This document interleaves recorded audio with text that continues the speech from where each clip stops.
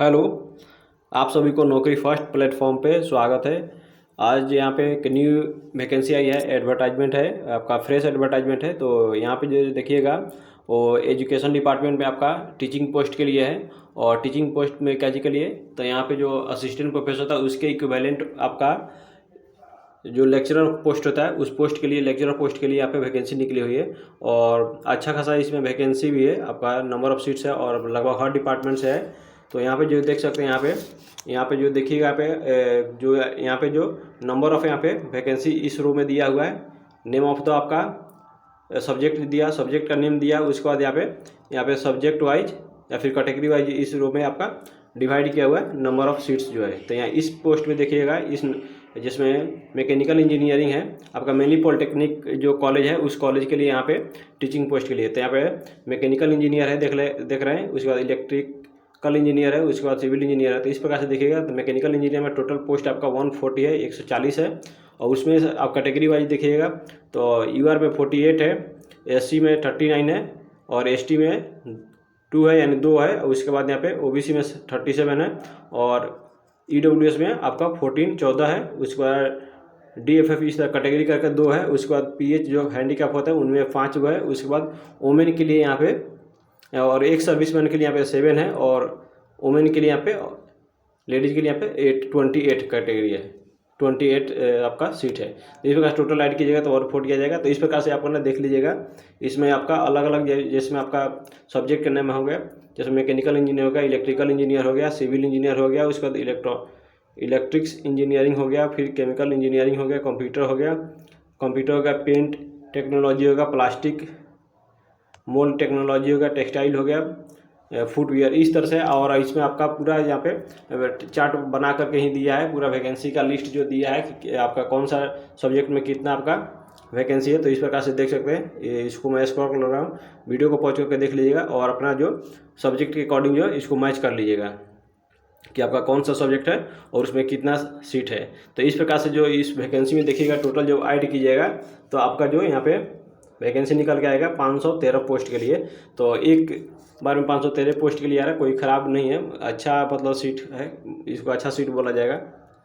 तो इस प्रकार से जो आपका देखिए पूरा वैकेंसी का लिस्ट है, तो वैकेंसी का लिस्ट इसमें आ गया। उसके बाद जो इसमें जो भी डिटेल्स आपका एडवर्टाइजमेंट निकला हुआ है, तो इस डिटेल एडवर्टाइजमेंट को मैं डिस्कस करूंगा। आपका इसका एलिजिबिलिटी क्या रहने वाला है, आपका एग्जाम फी कितना लगने वाला है, उसके बाद आपका सैलरी कितना रहने वाला है, A to Z जितना भी इन्फॉर्मेशन है सबको मैं बताऊँगा। तब तक आप लोग से एक छोटा सा रिक्वेस्ट है, यदि आप चैनल पर नए हैं तो चैनल को सब्सक्राइब कर दीजिए, लाइक कर दीजिए और ज़रूरतमंद दोस्तों के पास भी शेयर कर दीजिए ताकि मुझे भी मोटिवेशन मिलता रहे।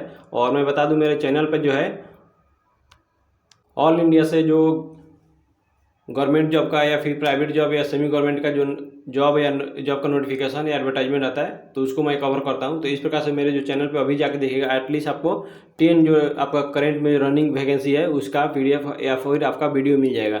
और PDF ज्वाइन लेने के लिए मेरे जो टेलीग्राम चैनल है इसी नाम से, नौकरी फर्स्ट के नाम से, तो वहाँ से भी ज्वाइन कर सकते हैं। अब जो यहाँ देख लेते हैं, आपका जो वैकेंसी जो है निकली हुई है वो आपका किस कॉलेज में आपको रिक्रूटमेंट होगा। तो यहाँ पे ये देख लें, यहाँ पे एकेडमिक क्वालिफिकेशन भी आपका इसमें दिया हुआ है। आपका एकेडमिक क्वालिफिकेशन क्या है, इसमें एकेडमिक क्वालिफिकेशन बहुत ही सिंपल है। यहाँ देखिएगा, आपका लेक्चरर पोस्ट के लिए है, यहाँ पे इंजीनियरिंग है एंड टेक्निकल ब्रांचेज है, गवर्नमेंट पॉलिटेक्निक कॉलेज में आपका जॉब होगा। उसके बाद यहाँ पे लेदर इंस्टीट्यूट या फिर NRIPT इस तरह से इंस्टीट्यूट है उसमें होने वाला है। उसके बाद यहाँ पे देखिए, आपका यहाँ पे इंजीनियरिंग या फिर टेक्नोलॉजी में आपका कौन कौन सा है, यहाँ पे मैकेनिकल इंजीनियरिंग है, उसमें इलेक्ट्रिकल इंजीनियरिंग जो पहले नाम बता दिया है उसमें पूरा इस सब्जेक्ट का नाम हो गया। उसके बाद जो है आपका एकेडमिक क्वालिफिकेशन क्या रहने वाला, तो यहाँ पे देखिएगा for direct recruitment of the lecturer, यहाँ पे आपका देख लीजिए कितना आपका पे लेवल रहने वाला है। क्योंकि हर जॉब का जो उसका मोटिवेशन जो होता है, किसी भी जॉब का मोटिवेशन उसका सैलरी होता है। तो यहाँ पे देख लीजिए लेवल 9A का जो आपका असिस्टेंट प्रोफेसर का मिलता है, जो यहाँ पे 56,100 उस लेवल का आपका पेमेंट मिल रहा है। यहाँ पे देखिए हो गया। उसके बाद यहाँ पे BE आपका सिंपल आपका जो एकेडमिक क्वालिफिकेशन होना चाहिए, आपका BE या फिर BTech होना चाहिए या फिर BS इन रिलेवेंट आपका डिसिप्लिन, जिस डिसिप्लिन से आप फॉर्म भरना चाहिएगा उसमें आपका BE BTech होना चाहिए सिंपल।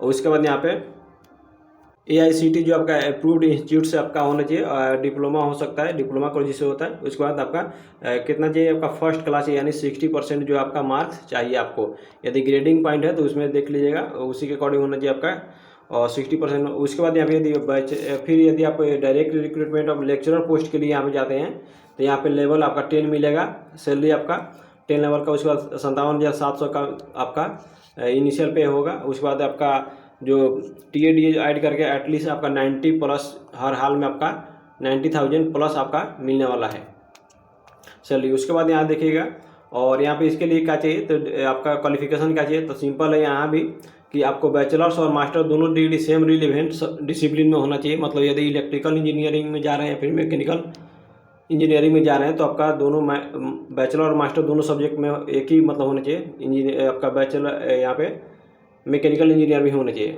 मैकेनिकल इंजीनियर में आपका मास्टर डिग्री और बैचलर डिग्री दोनों होना चाहिए। उसके बाद यहाँ पे देख सकते हैं, यहाँ पे फर्स्ट क्लास इसमें भी चाहिए, with either in first class in either of the two at least. यहाँ पे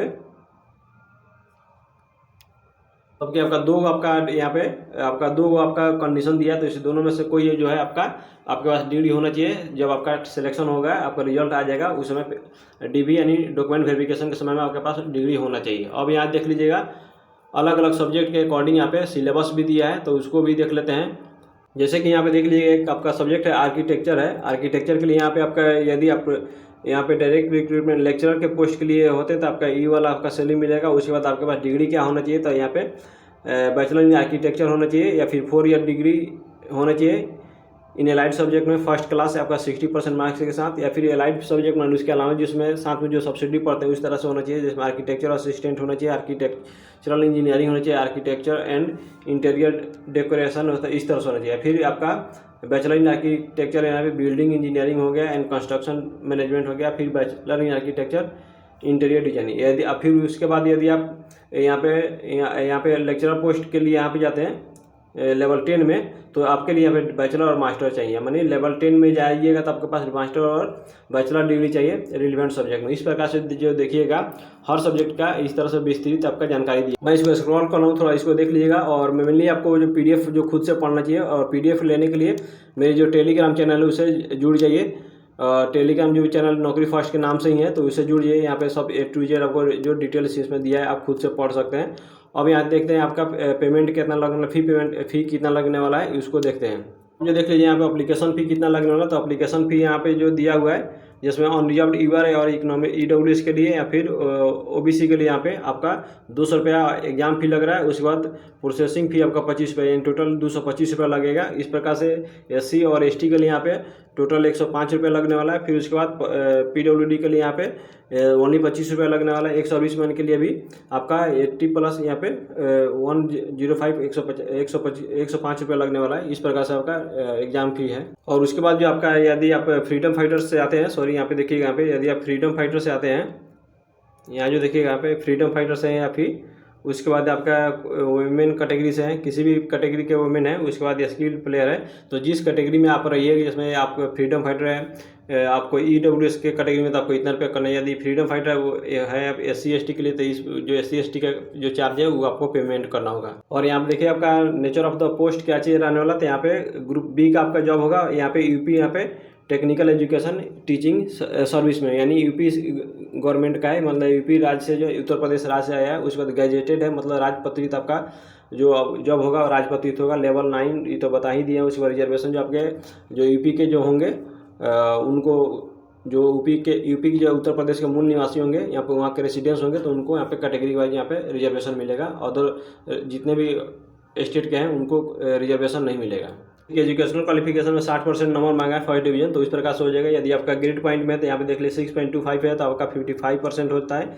यदि 6.75 है तो आपका 60% है। इस प्रकार से आपका कैलकुलेशन भी दिया हुआ है ग्रेड पॉइंट से आपका परसेंटेज में। आपका देख लीजिए एज जो होगा कहाँ से कहाँ तक होगा, तो आपका 21 वर्ष से लेकर के यहाँ पे देखिएगा 21 वर्ष आपका मिनिमम जो है चाहिए 21 वर्ष, और मैक्सिमम जो है 40 ईयर्स होना चाहिए। इसके बीच में आपका होना चाहिए। और आपका रेफरेंस पॉइंट कितना है, तो 1 जुलाई 2025 तक आपका 21 और 40 के बीच में एज होना चाहिए। और यदि आप एज में रिलैक्सेशन चाहते हैं तो सर यूपी आपका राज्य में यानी उत्तर प्रदेश राज्य में यदि आप वहाँ का रेसिडेंस है तो कैटेगरी के अकॉर्डिंग, जिसमें SC/ST के लिए 5 ईयर्स और OBC के लिए 3 ईयर्स एज रिलैक्सेशन मिलता है, तो उसके अनुसार मिल जाएगा। यहाँ पे जो देखिए इस वैकेंसी में आपका कुछ जो ऐसा सब्जेक्ट है जो स्कूलिंग सब्जेक्ट जिसको बोलते हैं, तो स्कूलिंग सब्जेक्ट में फिजिक्स केमिस्ट्री, जिसमें फिजिक्स हो गया, केमिस्ट्री हो गया, फिजिक्स केमिस्ट्री इंग्लिश और मैथमेटिक्स, इसका भी सिलेबस दिया है। इसको डिटेल में सिलेबस है, देख लीजिए। तो यहाँ पे देख लीजिए आपका फिजिक्स का जो यहाँ पे सिलेबस दिया हुआ है आपका, यहाँ पे क्वालिफिकेशन भी दिया हुआ है, क्या क्वालिफिकेशन होना चाहिए, आपका बैचलर और मास्टर डिग्री होनी चाहिए। उसके बाद यहाँ पे आपका मैथमेटिकल फिजिक्स होना चाहिए। उसके बाद यहाँ पे मतलब A to Z आपका डिटेल यहाँ पे सिलेबस दिया हुआ है, तो सिलेबस भी देख लीजिए। यहाँ पे आपका फिजिक्स का हो गया। उसके बाद यहाँ इस साइड पे देखिएगा तो केमिस्ट्री का होगा, यहाँ पे भी केमिस्ट्री का आपका सिलेबस दिया है, और आपका जो educational qualification A to Z यहाँ पे साथ ही साथ दिया है। तो इसमें जो है स्क्रॉल कर रहा हूँ, इसको वीडियो को पॉज करके देख लीजिए। उसमें सबसे अच्छा होगा कि टेलीग्राम ज्वाइन कर लीजिए, वहाँ से आप जो है जो PDF कर ले लीजिए और खुद से पढ़िए और अपना सिलेबस के अकॉर्डिंग प्रिपरेशन कीजिए। उसके बाद जब बस इतना जो भी मेजर पॉइंट था उसको मैं बता दिया, और मैं लेके चलता हूँ डायरेक्ट इसके ऑफिशियल साइट पे। यहाँ पे देखिएगा कि आपका कहाँ से आपका वैकेंसी आई हुई है और कैसे फॉर्म भरिएगा। तो यहाँ देखिए, यहाँ जो देख लीजिए यहाँ पे Uttar Pradesh public service commission की तरफ से वैकेंसी निकला हुआ है। उसके बाद यहाँ पे एडवर्टाइजमेंट नंबर दिया हुआ है यहाँ पे, और आपका 21 तारीख को, तो यहाँ पे 2 दिसंबर को ये निकला हुआ था। और यहाँ पे देख लीजिएगा, और यहाँ पे यूपी टेक्निकल एजुकेशन है, यानी टीचिंग सर्विस एग्जामिनेशन 2025 है। और यहाँ पे डेट ऑफ आपका ऑनलाइन अप्लीकेशन शुरू हो गया है 2 दिसंबर से, और आपका लास्ट डेट रहने वाला है फॉर्म फिल करने के लिए तो 2 जनवरी होने वाला है। और आपका इसी दिन तक आप लास्ट पेमेंट भी कर पाइएगा। उसके बाद आप करेक्शन विंडो खुलेगा, उसके बाद मॉडिफाई कर पाइएगा, करेक्शन कर पाइएगा। यदि फॉर्म में गलती होता है तो यहाँ पे 9 जनवरी को आप कर पाइएगा।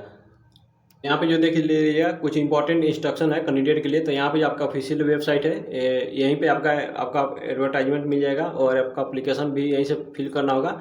और इस साइट पे जा करके, और यहाँ पे जो एडवर्टाइजमेंट का जो प्रोसेस रहने वाला है वो 4 स्टेप में होने वाला है आपका, जिसमें फर्स्ट स्टेप होगा कि आपका OTR करना होगा। यहाँ पे देखिए OTR करना होगा, यहाँ पे आपका 1 टाइम रजिस्ट्रेशन करना होगा। उसके बाद सेकंड स्टेज में आप जो फॉर्म को जो पर्सनल डिटेल्स या फिर एजुकेशनल डिटेल्स उसको फिल कर पाइएगा। और थर्ड स्टेज में आप जो पेमेंट कर पाइएगा, यहाँ पे पेमेंट कर पाइएगा ऑनलाइन नेट बैंकिंग से कर पाइएगा। और आपका फोर्थ स्टेज जो होगा, यहाँ पे फोर्थ स्टेज जो आपका आएगा, यहाँ पे एप्लीकेशन को प्रिंट करना होगा। तो इस प्रकार से 4 स्टेज में आपका एप्लीकेशन कंप्लीट होगा। जो है कोई एक ब्राउजर खोल लीजिएगा, जिसमें गूगल हो गया, क्रोम हो गया, या फिर जो भी आप ब्राउजर यूज करते हैं उसको खोल लीजिएगा। वहाँ पे ओपन करने के बाद यहाँ पे सर्च कीजिएगा। या सर्च बार में जो है यहाँ पे जिस तरह टाइप किया हुआ है upsc.up.nic.in, इस तरह से आपको सर्च करना होगा। सर्च करने के बाद यहाँ पे जाकर क्लिक कीजिएगा। क्लिक करने के बाद यहाँ पे जो सर्च कीजिएगा, सर्च करने के बाद यहाँ पे देख लीजिएगा इतना सारा इस पर साइट आ गया। ये जो है आपका ओरिजिनल यहाँ पे साइट है UPPSC का, यानी Uttar Pradesh service public commission का है। तो यहाँ पे देख लीजिएगा, इसमें आइएगा तो बहुत सारे आपका सेक्शन मिल जाएगा, जिसमें ऑल नोटिफिकेशन एडवर्टाइजमेंट आ जाएगा। यहाँ से देख लीजिएगा। फिर प्रीवियस ईयर क्वेश्चन यदि डाउनलोड करना चाहते हैं तो इसको भी आप डाउनलोड कर सकते हैं यहाँ से। उसके बाद OTR बेनिफिट्स रजिस्ट्रेशन, इसको भी जान सकते हैं। और उसके बाद यहाँ जैसे ऊपर स्क्रॉल कीजिएगा तो यहाँ पे जाएगा go to home examination calendar, इस तरह से रिक्रूटमेंट डिटेल्स है, इस तरह से आपको मिलेगा। तो आपको जो है यहाँ पे आकर के क्लिक करना होगा, ये वाला साइट पे यहाँ पे, और क्लिक करने के बाद जिसमें ओपन होगा आपका, यहाँ पे टाइम ले रहा है, और देख लीजिए खुल गया। इस तरह खुलेगा आपका, यहाँ पे लिख रहा है Uttar Pradesh public service commission, यहाँ से लिख रहा है। तो इसको जो है थोड़ा सा स्क्रॉल कीजिएगा, ऊपर में स्क्रॉल कीजिएगा। तो यहाँ जो देखिएगा इस प्रकार से स्क्रॉल कीजिएगा इसको धीरे धीरे। तो यहाँ देख लीजिएगा ऑल नोटिफिकेशन एडवर्टाइजमेंट आ रहा है यहाँ पे जो है, यहाँ पे जो देखिएगा ऑल नोटिफिकेशन एडवर्टाइजमेट आ रहा है। तो इस प्रकार से इसको थोड़ा स्क्रॉल कीजिएगा। तो यहाँ पे आपका steps for OTR based application यहाँ पे जो लिख रहा है, यहाँ पे OTR, जिसमें गेट OTR नंबर यहाँ पे। तो इस प्रकार से अप्लाई, उसके नीचे जो अप्लाई करना है तो यहाँ पे अप्लाई फॉर द पोस्ट, या फिर कैंडिडेट जो डैशबोर्ड है, तो यहाँ पे आपको अप्लाई फॉर, यहाँ पहले OTR कर लीजिएगा फर्स्ट स्टेप में, सेकंड स्टेप में आपको अप्लाई करना होगा। तो इस साइट पे आपको मैंने साइट भी बता दिया, इस पे आगे जाके आप अप्लाई भी कर सकते हैं। तो बस इस वीडियो में इतना ही बताना था। थैंक यू, धन्यवाद। यदि अभी भी चैनल को सब्सक्राइब नहीं किया तो जरूर सब्सक्राइब कर लीजिए, ताकि आगे जो भी नोटिफिकेशन हो वो मिलते रहेगा। थैंक यू, धन्यवाद।